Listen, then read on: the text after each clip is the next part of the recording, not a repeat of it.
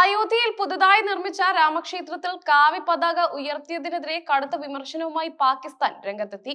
പാകിസ്ഥാൻ വിദേശകാര്യ മന്ത്രാലയം ചൊവ്വാഴ്ച പുറത്തിറക്കിയ ഔദ്യോഗിക പ്രസ്താവനയിൽ ഇന്ത്യ ഇസ്ലാമോഫോബിയയെ വർദ്ധിപ്പിക്കുകയാണെന്നും മുസ്ലിം സമുദായത്തിന്റെ ചരിത്രപരമായ ആരാധനാലയങ്ങളും സ്ഥലങ്ങളും ബോധപൂർവം നശിപ്പിക്കപ്പെടുകയാണെന്നും ആരോപിച്ചു. ഇന്ത്യയിലെ മതന്യൂനപക്ഷങ്ങൾക്കെതിരായ സമ്മർദ്ദത്തിന്റെ ഒരു വലിയ മാതൃകയും ഹിന്ദുത്വ പ്രത്യയശാസ്ത്രത്തിന്റെ മുസ്ലിം സാംസ്കാരികവും മതപരവുമായ പൈതൃകത്തെ ഉന്മൂലനം ചെയ്യാനുള്ള ബോധപൂർവമായ ശ്രമവുമാണ് ഈ പുതിയ നീക്കം പ്രതിഫലിപ്പിക്കുന്നത്.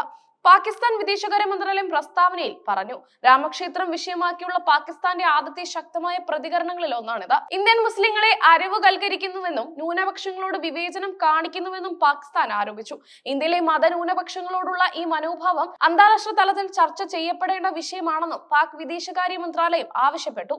അയോധ്യ വിഷയത്തിന് പുറമെ മറ്റ് പല ചരിത്ര പ്രധാനമായ പള്ളികളും ഇപ്പോൾ സമാനമായ രീതിയിൽ നശിപ്പിക്കപ്പെടുകയോ തകർക്കപ്പെടുകയോ ചെയ്യുന്ന ഭീഷണി നേരിടുന്നുണ്ടെന്നും പാകിസ്ഥാൻ പ്രസ്താവനയിൽ ആശങ്ക രേഖപ്പെടുത്തി.